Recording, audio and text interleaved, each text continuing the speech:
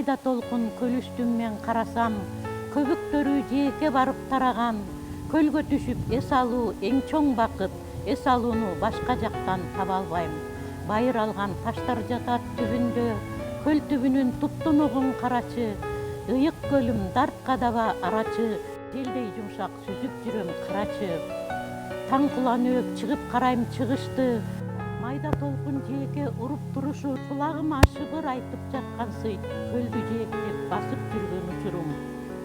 Көк асмандай чалкып жаткан көлүмдүн, жүрөгүсүң шыпасысың элимдин, канчалаган элим келип эс алса, бардыгына бирдей шыпа бересиң.